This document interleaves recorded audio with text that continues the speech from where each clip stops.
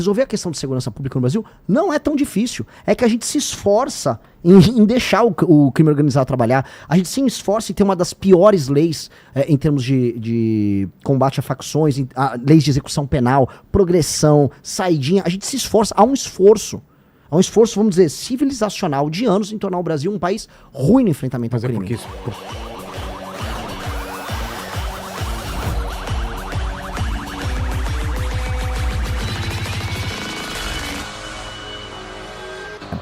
O Brasil é como se fosse uma pessoa que tá na UTI porque pegou uma gripe. Tem cura a gripe.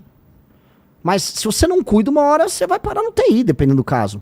E nós estamos nessa. A gente tá com uma doença. Resolver a questão de segurança pública no Brasil não é tão difícil. É que a gente se esforça em deixar o crime organizado trabalhar. A gente se esforça em ter uma das piores leis em termos de combate a facções, leis de execução penal, progressão, saidinha. A gente se esforça. Há um esforço, vamos dizer, civilizacional de anos em tornar o Brasil um país ruim no enfrentamento ao crime. Mas porque eles estão já dentro do sistema? Ou é uma visão que foi colocada na população? Não, é uma visão de Brasil. O Brasil ficou com muita culpa do período da ditadura militar, regime militar, chame o que quiser. O Brasil ficou com muita culpa. E essa culpa, por conta de violações de direitos humanos, fez com que a ideia de você avançar uma legislação penal dura para enfrentamento ao crime fosse sido colocado alguma coisa, estamos imaginando que estamos nos porões do DOPS. E aí o universo do direito no Brasil, as faculdades de direito e tal, começaram a produzir ideias que iam no sentido contrário, a ideia de abolicionismo penal. Aí ONGs ficaram hiperpoderosas, ONGs que recebem dinheiro da gringa, muita ONG recebe dinheiro americano, inclusive, para ser claro, então pegaram lá nos Estados Unidos, né, todo o dinheiro que saía preciso até lembrar aqui o departamento que eles tinham, o SAD, que ia para ONGs, fundações nos Estados Unidos, e esse dinheiro era direcionado para ONGs brasileiras. E não só para financiamento de guerra racial, conflitos raciais, ONGs de direitos humanos que defendem direito penal mínimo. Então, isso tudo aconteceu. Por que é interessante, você acha? São várias razões. Eu acho que você enfraquece. Quando você faz com que um país invista em não se proteger do próprio crime, você está enfraquecendo esse outro país.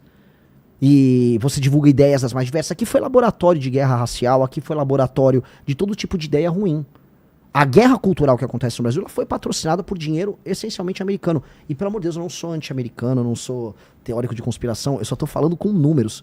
Se for pegar, tem um site que chama, acho que é Fundação Monte Castelo. Ele vai pegar ali o dinheiro do George Soros, que é um maior investidor nisso, fundação por fundação, dinheiro que vem pro Brasil. Isso é nítido. Essas ONGs defendem políticas de desencarceramento, dizem que se você tiver uma política mais dura para aumento de pena, você está sendo racista. E aí você formula todas as grandes políticas públicas de segurança no Brasil baseadas nisso. E aí, cara, acontece o que aconteceu. Você, até 10 anos atrás, se você falasse, eu vou aumentar a pena para fascista. Mas é engraçado porque tanto a China quanto os Estados Unidos são muito duros com crime. Pois é, mas... E o pessoal defende a China, e o pessoal defende os Estados Unidos. E os dois têm que falar que se não for duro com o crime... Cara, a gente já tá numa situação muito complicada, né? Sim, mas, Vilela, você vai pegar, por exemplo, nos Estados Unidos, as leis penais, na maior parte dos casos, são feitas pelos estados, tá? Então você tem estados que absorveram essa visão de mundo e tiveram resultados desastrosos. A Califórnia teve resultados desastrosos. Você tem vários lugares, em Chicago, você tem crime... Não dá pra acontecer isso aqui, né? Nos Estados Unidos dá pra cada estado... Exato, e aconteceu isso lá também. Você teve leis penais mais brandas passando e aumento de crime acontecendo. Na China não, é um estado centralizado e essas ONGs nem... Se essa ONG botar o pé pra fazer plano na China, vai todo mundo preso. A China tem lei e ordem. Agora não só a China, outros países na Ásia. Se eu for falar em Singapura, que é um exemplo que todo mundo tem que estudar. Porque o Lee Kuan, que foi o grande líder ali de Singapura, viu o país ser humilhado por japoneses, viu o país ser devastado no final da Segunda Guerra Mundial. Ele lidera a criação da Singapura que a gente conhece, que era um país de pescadores com multiétnico, com pessoas brigando, muito pobre, favelizado. E aí, em algumas décadas, ele transforma naquilo que é talvez uma das 5 nações mais impactantes do mundo, com assim, uma economia altamente pujante, população rica, trabalho abundante, pagando muito bem pra todo mundo, nenhuma sujeirinha na rua, habitação pra todo mundo. E ele tem uma agenda muito forte de lei e ordem, que acho que é uma coisa que a gente vai comentar muito aqui. Sim. Esse cara, eu tô terminando de ler a biografia dele. Esse cara é um exemplo, todo mundo tinha que ler a história do Lee Kuan nas escolas de administração pública no Brasil. É um exemplo, esse cara conseguiu impor lei e ordem. Então, mesmo num país que não é comunista, para dar um exemplo, eles estão no lado contrário. Tem lei e ordem. O Japão tem lei e ordem, Coreia tem lei e ordem, Vietnã tem lei e ordem. A Ásia, inclusive, é muito forte nessa questão da lei e ordem. Isso passa desde países que são comunistas como a China até como os que não são. A ideia de ordem, a ideia de respeito ao espaço público, ao respeito ao espaço privado, que é uma coisa que a gente precisa comentar, essa é uma ideia muito poderosa que a gente não leva a sério aqui. Então a gente tem que ter um choque de ordem. E esse choque de ordem tem que acontecer em absolutamente tudo. Então, amarrando essa questão da segurança, as nações que não ouviram essas ONGs, elas têm, vamos dizer, um impacto da lei e ordem muito maior. O Salvador é um exemplo. Eu ia falar Podem disso, falar o que quiser do Bukele. O Bukele está apresentando, vamos dizer, aprovação de 80% a 90%, mesmo depois de ter sido reeleito agora. E o que ele fez? Lei e ordem. E ele pegou essas ONGs e mandou pastar. O ONG de direitos humanos, vaza daqui.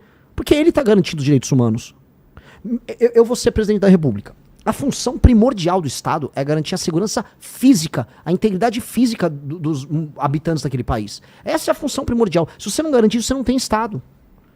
Ah, não, a função do Estado é garantir que as pessoas sejam felizes. Ah, é garantir que a trans... Não, sei... não, cara, a primeira função primordial do Estado é garantir a integridade do território, que ele não seja invadido pelos outros e que as pessoas não se matem.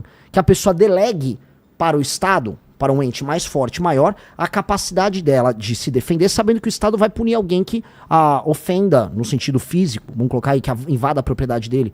Então, a ideia de Estado passa pela ideia de proteção à integridade física das pessoas. Se ele não garante a segurança das pessoas, o Estado não existe. E aí entra a coisa, a gente tem um Estado no Brasil, a gente tem um meio Estado. Dizem aí 23% a 25% dos brasileiros vivem sob o comando do crime organizado. E aí não é um Estado, é um Estado relativo. E esse Estado relativo é um Estado que precisa ser alterado. Você precisa de um choque de lei e ordem. Por isso, quando eu falo de destruir o crime organizado, prender ou matou, direito penal do inimigo, eu tô falando na prática de restituir o Estado das suas funções originais. Fazer assim, ó, eu sou brasileiro, eu vivo num lugar que se você pegou uma arma e resolveu tomar um bairro pra você, tava em Paraisópolis, tá tomado pro PCC igualzinho, e aqui perto, Vilela, acho que é 2 km daqui, e é igualzinho Comando Vermelho, em São Paulo, 2 km daqui. Um cara que sinta vontade pra pegar uma arma e fazer isso, ele tá avisando o Estado não existe. Tanto que lá quem manda são eles. Se você tem um negócio, quem manda são eles. E eles precisam ser destruídos. Não existe muito diálogo. O que eu vou dialogar? Vou mandar um embaixador falar com o cara do PCC? Ou posso entrar aí com o serviço público? Não, cara, eu tenho que eliminar eles. Ou prender, de prisão perpétua pra esses caras, ou eles vão ser alvo de uma operação, se eles resistirem, eles vão morrer. Não tem muito meio termo. Que é isso que qualquer país sério faria. Eu dou um exemplo. Alguém nos Estados Unidos imaginaria que, sei lá, Nova York foi tomada por uma facção criminosa? O Brooklyn, vamos dizer, o lado de Nova York foi tomado. Isso é inimaginável. Inimaginável. Alguém imagina que, sei lá, Xangai foi tomada? Na China? Não, nenhuma nação séria. Agora a gente é obrigado a deixar, a gente tem que discutir se o cara da facção é um poeta, se há uma cultura oriunda do crime. Isso é papo de louco. Aí, cara, a Rede Globo tem culpa, a boa parte da cultura brasileira tem culpa. Ficou vendendo isso. Eu fui gravar hoje em Paraisópolis, aí me avisaram, sabia que teve uma novela em que a Bruna Marquezine namorava o dono da Boca? Ô, louco. E teve uma novela em que as pessoas naturalizavam que ela namorava, acho que era o Caio Castro, alguém até me corrige. O Caio Castro era o dono da Boca, era o dono da Boca bonitão. E ela namorava ele, humanizando um cara que, em última instância, acaba com a vida das pessoas ali. As pessoas vivem um regime de servidão. E a Globo naturalizou. Xuxa botando MC Malboro, e aí a cultura de MC na Globo quando eu era criança, 92, 93. Foi naturalizando aos poucos. Naturalizando, não, a gente é normal, não, isso aqui é... Não, cara, a gente não pode aceitar isso. Se a gente quiser ser sério, vamos voltar para a questão das 5 maiores nações do mundo. Uma das 5 maiores nações do mundo não é favelizada nem é tomada pelo crime. Então a gente tem que ter as propostas para fazer isso acontecer. Falei demais, Vilela, não sei. Não, se não falar, não tem programa. Em relação à segurança ainda, esse prendeu, matou, me explica isso. Prendeu, matou foi vamos dizer, quase um grito. Porque eu tenho medo disso. O cara foi preso e morre? Não. Ah, tá. Não. Então explica nada disso. Porque foi o seguinte, eu tava numa... não que alguns não mereçam, né? Foi pego agora... eu sei, mas vou te dar um exemplo aqui. Eu tava numa live, lembra que morreu ali no Parque do Povo, aqui em São Paulo, um ciclista? Sim. Ele entregou o celular pra um bandido. Depois ele entregar? O cara sangue frio, acho que eu vou matar aquele cara. Pum, pum, pum.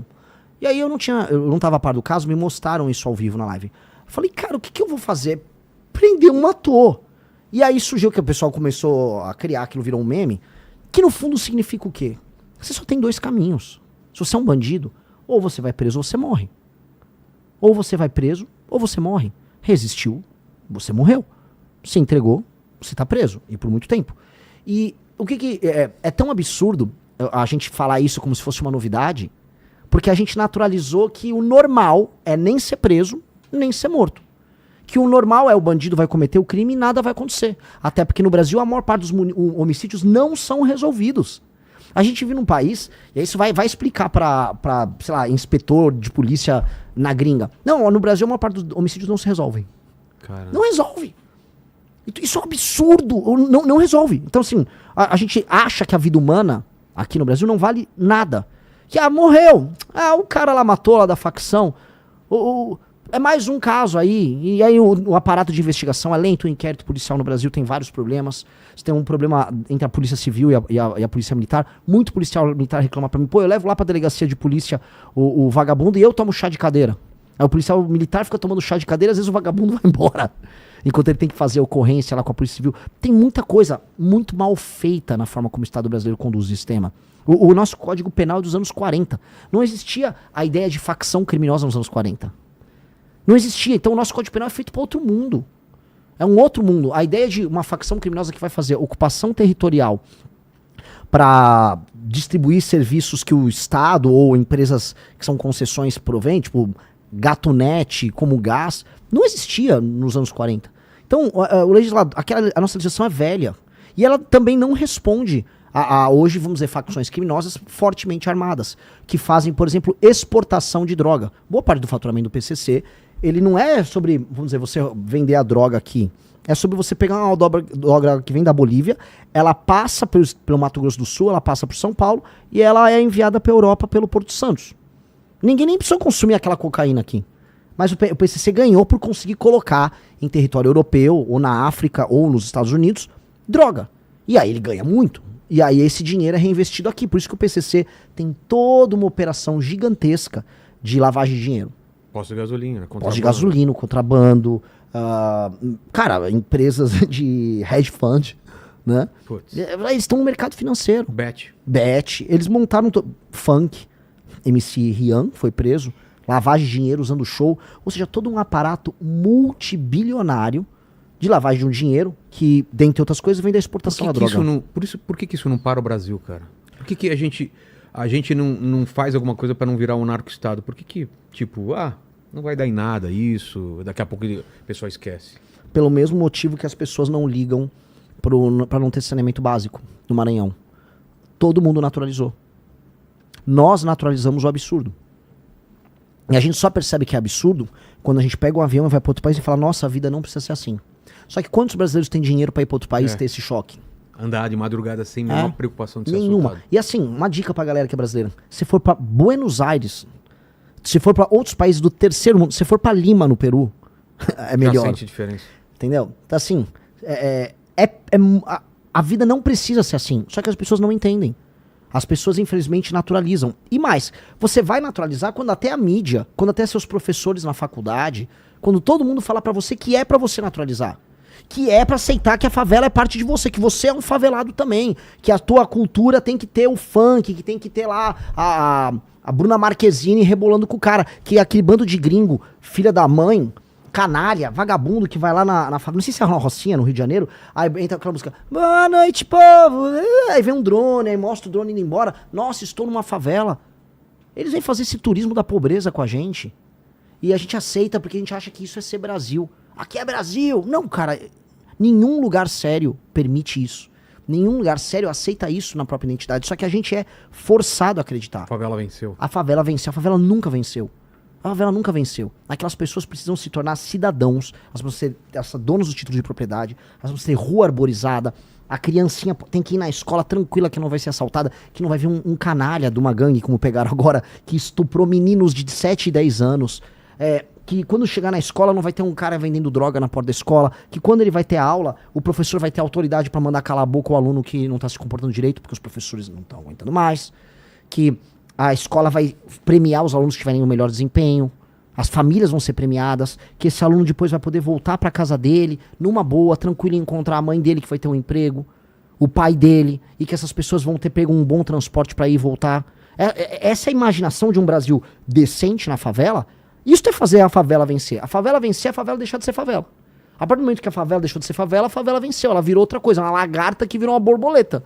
Ela virou outra coisa. A favela só vence se ela não for favela. Não existe vitória num lugar em que as pessoas, em 2026, pegam tuberculose, porque elas vivem em becos, e aí a umidade é muito alta, e aí elas desenvolvem, e aí tem mofo e tal, e elas ficam com tuberculose, cara.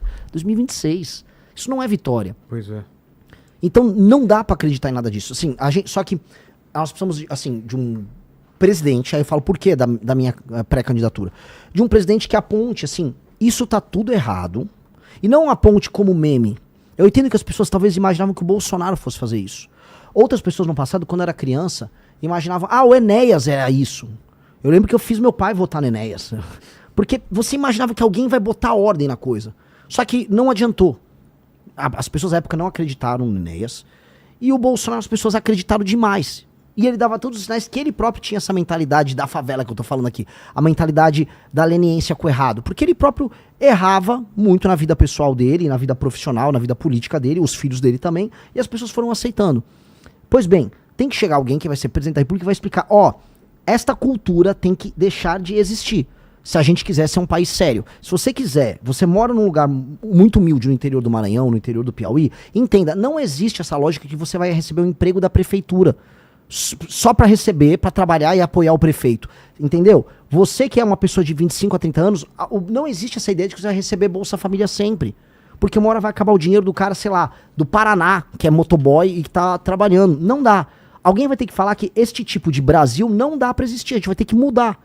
Isso se o Brasil quiser existir.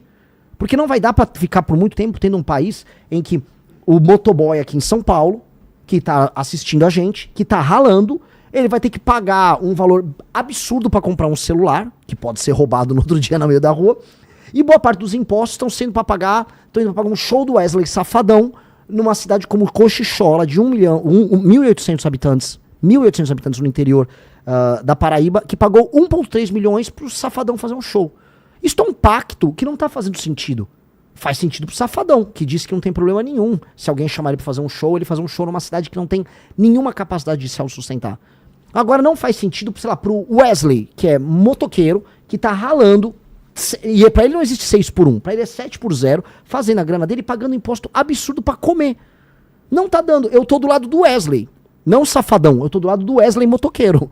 Entendeu? Então eu tenho que escolher um time. O Wesley motoqueiro e não o Wesley Safadão. O Wesley motoqueiro paga o imposto que sustenta o Wesley Safadão, que sustenta o ministro do STF, que sustenta os juízes com super salário, que sustenta a ONG de direitos humanos. Eu tenho que escolher um time. E o Wesley também. E aí tem que chegar alguém na presidência e falar, vou fazer isso. Vai doer, mas a gente muda o Brasil se fizer. E o exemplo do Bukele? O que dá pra aprender com o cara? E o que é perigoso pro Brasil? O Bukele, ele teve a coragem de mostrar que se você coloca lei e ordem, as pessoas percebem e você muda toda a dinâmica do país e o seu país passa a ser, vamos dizer, passível de ser alterado em outros temas. O Bukele é muito conhecido por segurança, naturalmente. Mas se você não tem segurança, você não consegue fazer outras coisas. Onde eu quero chegar? Vamos lá. Eu não consigo fazer um bom programa de segurança pública na Rocinha, porque eu não consigo levar os funcionários públicos pra Rocinha. Eles vão lá com medo, tem que pedir a autorização do dono da boca. Então, não dá pra fazer isso. Mesma coisa em Santa Quitéria, no Ceará. Todos os serviços públicos são mitigados. Então, eu não consigo fazer as outras coisas que o Estado precisa fazer, ou que a iniciativa privada precisa fazer, porque você não resolve o básico. É a mesma coisa assim. Eu não consigo pedir pra você escrever um artigo ou fazer seu programa enquanto eu estiver te dando porrada física. Você vai ter que me quebrar de porrada pra você ficar calmo, tomar um banho e falar, agora eu vou trabalhar. Ou seja, lei e ordem, assim como comida, vem antes de tudo. Então o Bukele falou, primeiro lei e ordem. Vamos resolver lei e ordem? Vamos. Agora vamos resolver todo o resto. Com lei e ordem você resolve a economia.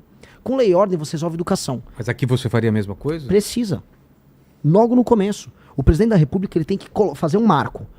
eu vou colocar lei e ordem no meu país. Meu país vai ter lei e ordem, muita. E por que ninguém fez até isso? Porque não davam valor e porque não tinha um projeto de Brasil. Esse é um grande problema. O Bukele tinha um projeto para El Salvador. Ele vislumbrava, se eu arrumar a lei, se eu destruir as gangues aqui, aí eu vou poder tentar transformar El Salvador num hub para eu trazer grandes empresas. Aí a Google foi para lá, a China investiu em biblioteca, ele tá trazer empresas de cripto para lá e tá tendo sucesso nisso. Agora, o que ninguém fala do Bukele, o sistema de saúde, um modelo envolvendo inteligência artificial, um aplicativo que ele criou, se eu não me engano, junto com a Google, para integrar o atendimento para as pessoas, é genial. É mais genial do que o modelo de segurança dele. Ninguém fala. Vai ficar os jornalistas, por exemplo, o Bukele é autoritário. Você conhece o sistema de saúde de El Salvador? Cara, se vê o sistema de saúde que ele está implementando lá, é genial. Por que ele fez isso? Porque ele conseguiu impor lei e ordem, e aí ele teve com isso espaço, não só de popularidade, mas, vamos dizer, espaço político num país que não tem mais gangues, para investir em saúde. Ele estava com uma política de fazer novas escolas, de impor lei e ordem e disciplina nas escolas. Porque o Bukele, ele está estudando o caso de Singapura. O ídolo do Bukele, no fundo, é o Lee Kuan, lá de Singapura.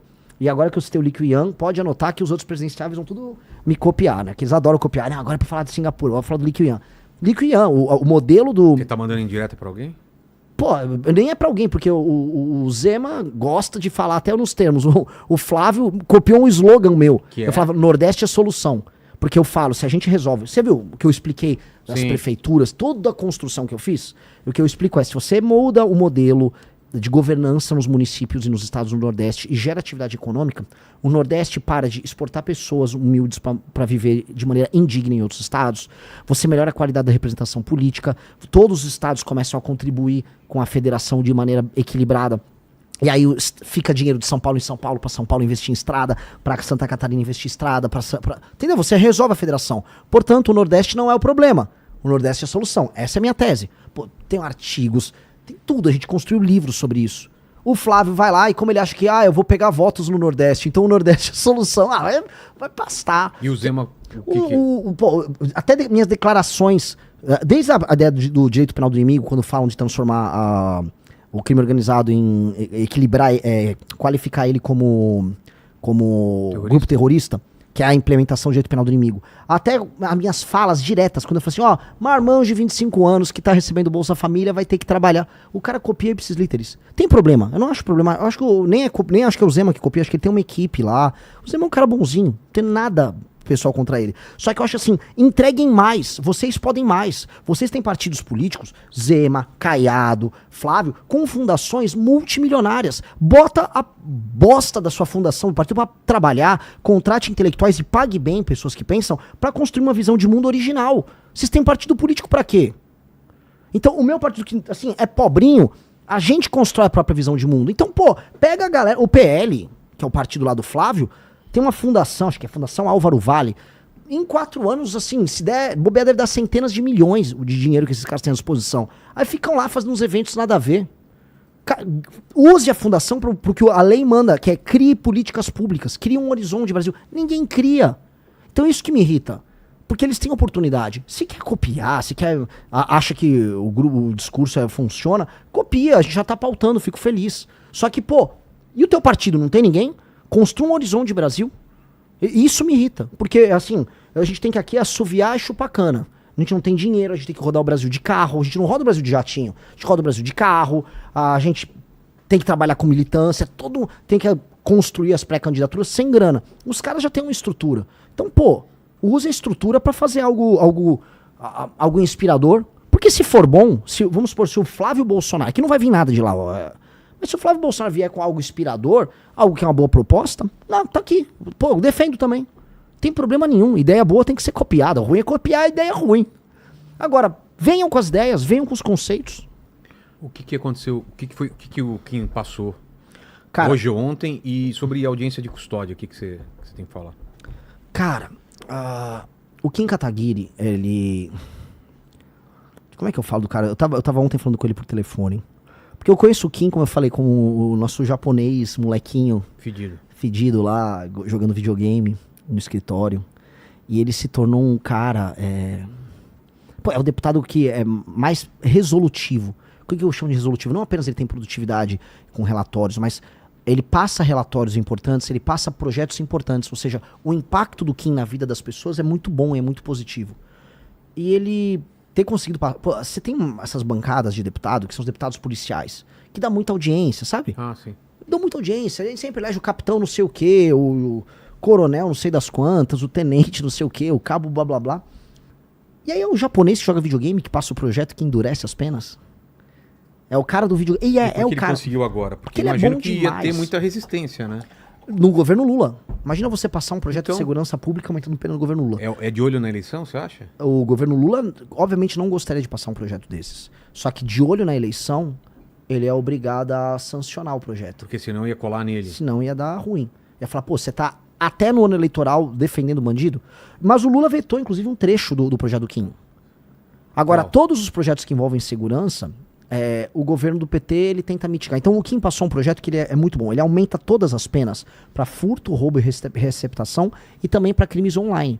Até porque boa parte dos crimes do Brasil são cometidos na internet. Golpe contra idoso, o escândalo do INSS, em grande medida é um grande esquema de golpe contra idoso. E você não tinha tipos penais que pegassem isso. Então o que o Kim fez?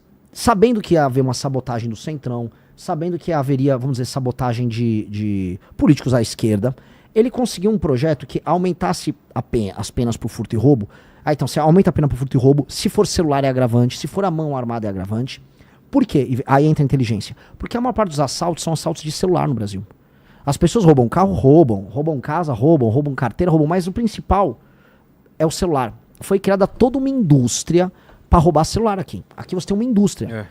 No centro de São Paulo, você tem, por exemplo, a máfia dos nigerianos que recebem esses celulares e aí vão mandar. Tem muita gente que vai falar, pô, hoje é verdade, eu já vi meu celular, depois o cara tem um iPhone, eu vi que ele tava lá, sei lá, na Nigéria, sabe? Por quê? Porque isso acontece. Outros vão pro Paraguai, então você construiu uma indústria. O menino que rouba o celular, ele já tá com aquele celular vendido. Ele já sabe para onde o celular vai. Então, esta lógica, que aí por isso que o que inclui a receptação, essa lógica envolve um mercado sobre celulares. E isso ele ajudou a quebrar, porque agora que a pessoa é pega, o cara roubou um celular à mão armada, que é a maior parte dos casos de assalto no Brasil, que é o que mais aflige os brasileiros com segurança, esse cara vai preso. O policial não vai se sentir um inútil pegando o cara, levando pra delegacia e o delegado soltando. Porque, roubo à mão armada, com algum grau de violência, de um celular. O cara vai preso. Então, teve muita inteligência, teve um trabalho, teve perseverança, teve encheção de saco. Ele ficou enchendo o saco do Alcolumbre, ele ficou ligando pra senadores, ficou pressionando, e aí até que o Alcolumbre botou pra pautar no Senado e passou. Tinha passado já na Câmara, aí pautou, e aí foi pra sanção do Lula. Aí o que o Lula fez? Ele tirou um dos elementos, que aumentava também pena, mas ele sancionou. Aí ele sancionou e correu. Lula agora aumenta penas. Ele não aumentou, o PT não contribuiu em absolutamente nada pro projeto. E a Globo, inclusive, tirou o Kim. Ela falou, não, o governo aprova a lei. O governo não aprovou nada. O PT ficou tentando mitigar o projeto na Câmara e no Senado. O Lula que agora quer tentar tirar uma lasquinha desse assunto. Então, pouco importa. Assim, as pessoas que importam, elas sabem que é o projeto do Kim, a autoria do projeto do Kim. E esse cara é sensacional, cara. Esse cara tinha que ser multiplicado. Né? Por que todo policial, todo especialista em segurança pública vem aqui e reclama da audiência de custódia? Porque é um desses elementos, vamos dizer, mitigadores da aplicação da pena. Aí o cara leva, você tem audiência de custódia, você vai pegar um juiz que vai ser leniente, que não vai fazer a aplicação imediata da pena de prisão. Muitos falam, não, solta por esse motivo ou outro. E aí isso faz com que muitas pessoas que são reincidentes retornem pra rua e continuem cometendo crime. E aí você vai perpetuando um ciclo de impunidade. A gente precisa entender, assim, as pessoas que estão assistindo, a maior parte das pessoas que cometem crimes cometem de maneira reincidente. Não é que é aleatório. O Renan saiu, hoje eu vou roubar um celular. Não, são as mesmas pessoas. Você tem que entender, são as mesmas pessoas. E é isso, assim, Vilela, eu te falo. O cara é reincidente. Porque pra você ser bom em tudo na vida, você faz repetição. Você tá, acho que você tá no seu podcast mais de 2.000, 1835, né? Fora os especiais, dá mais de 2.000 episódios. Então você tem mais de 2.000 episódios. Então você ficou bom. É repetição. É repetição. Um ladrão também é repetição. Tá me comparando a um criminoso que rouba celular. Você entendeu, né, Aline? Aos pouquinhos foi chegando, que rouba né? celular é tão bom quanto eu, porque pela repetição, assim como eu faço muito podcast, ele rouba muito celular. Entendi, Renan. Por isso que o Lenny já vai me punir no final. Exato. Já peguei Exato. mais Mas eu entregando entendi. O cara... Você vai ver a ficha do cara, o cara já foi preso ou foi pego, sei lá, 20, 30 vezes. Isso porque foi pego em algumas vezes, né? Exato. E aí tenta imaginar o policial que correu atrás dele, que pegou o cara, que tá na rua, correndo ele próprio risco de vida, que depois, se ele mata o cara, não tem uma assistência jurídica por parte da polícia, que vai responder um processo, que vai ter um promotor, às vezes um canalha de um promotor, querendo prender o policial, falando, ai, teve excesso de força. Aí esse cara, tudo passando na cabeça dele, enquanto ele ganha um salário porcaria, pra ele pegar aquele vagabundo e saber que o vagabundo vai ser solto logo em seguida. E ele ainda vai tomar um chá de cadeira na delegacia. Então, se você for pegar todo o ciclo da experiência do policial no enfrentamento ao crime, o policial, pra topar ser um policial num cenário desse, o cara, ou ele é um herói, ou ele é muito louco. E eu acho que, na maior parte dos casos, ele é um herói. Porque o cara, pra manter a fé na farda, sabendo que tem todo esse sistema construído pra isso, é muito errado. Então, assim, tanto a audiência de custódia, o juiz de garantia, são todos instrumentos criados pra manter o criminoso na rua. E o criminoso é sempre o mesmo, porque ele é reincidente. O que a gente precisa fazer? Quando o cara é reincidente, aumentar bizarramente as penas. O cara entendeu assim, cara, se eu for pego pela segunda vez, eu vou ter, sabe, por um crime violento com a mão armada, mais de 35 anos de pena, 40 anos de pena, ele perdeu a vida dele foi desperdiçada. Ele tem que entender isso. E aí a gente tem que aumentar o policiamento, de modo a ele ter certeza de que não haverá impunidade. Ele tendo certeza que não haverá impunidade, ele faz um cálculo econômico, porque por mais que ele seja canalha, ele não é um imbecil completo. Dito isso, Vilela, falo aqui, porque não existe solução mágica. Mesmo em países desenvolvidos, Estados Unidos é um exemplo, que tem penas altas, o cara consegue ser um imbecil a ponto de saber que ele vai destruir a vida dele, mas ele vai lá e comete o crime. E aí ele vai ter que ir pra cadeia e vai ficar muito tempo na cadeia. E não vai dar pra ficar a moça dos direitos humanos, não, mas olha só, ele tá muito tempo... Ele optou. Se ele pegou uma arma, botou na cabeça de alguém e fez o seguinte julgamento, olha, você vive ou morre, dependendo da minha vontade. Este cara é um juiz da vida de outra pessoa. A gente nunca se toca, porque a gente, novamente, recapitulando o que eu falei no começo, a gente naturaliza o absurdo. O Brasil é o país da naturalização do absurdo. O Brasil é um país que fala, veja só, ele só apontou a arma pra você, ele não bateu em você, ele não deu um tiro no teu pé. Vamos ver como isso é um absurdo tremendo, né? E ele vai na audiência de custódia e solta, ele não matou ninguém. Olha, o bandido, pô, sai dessa. Como a gente vê, tem vídeos de audiência de custódia de juiz ou juíza. Ai, olha só, você de novo aqui. É porque ele nunca teve uma arma apontada pra cara dele. Exato. Também, né? Quando o cara se coloca numa posição de poder em que você vive ou morre, dependendo da vontade dele, às vezes o cara tá louco de alguma droga, às vezes o cara tá... Às vezes é um moleque, um menor de idade. Toda a tua vida, todos os teus sonhos, todos os seus amigos, a sua mãe, o que o seu pai sonhou sobre você, tudo aquilo tá na mão daquele cara. Aquele cara tava decidindo ali, vou matar ou não você. Este cara, só de se colocar nessa posição, que é uma posição de juiz da tua vida, este cara, na minha visão, não pode sair da cadeia. Você se tornar o juiz da vida de outra pessoa, que é o assalto à mão armada, você tem que ser muito punido. Você tem que ser punido, assim, da maneira mais pesada possível. Porque ser um juiz da vida alheia e se colocar numa posição de deliberar se alguém vive ou morre, é uma das coisas mais autoritárias que existem. É de um autoritarismo, a ideia de que sua vida vale um celular e que se você não entregar, ou se você tremer a mão, o celular cair no chão e ele desconfia, ele dá um tiro em você, e a gente não se toca. Isso é muito absurdo. Países como, os Estados Unidos entendem isso. Puxou a arma, tá cometendo, você vai ficar muito tempo preso. A gente aqui, na audiência de custódia, mas não levou a óbito ninguém, ele nem atirou. Imagina, ter uma arma fria, usou essa arma fria pra assaltar alguém, cara, pra mim, se o policial viu, é tiro na cabeça, tem que matar. O cara tá se colocando nessa posição, ponto.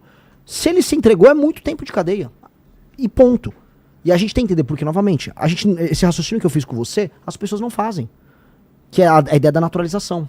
Gostou do vídeo? Então, não se esqueça de se inscrever no canal e dar like para tornar este vídeo mais conhecido. Nos vemos em breve.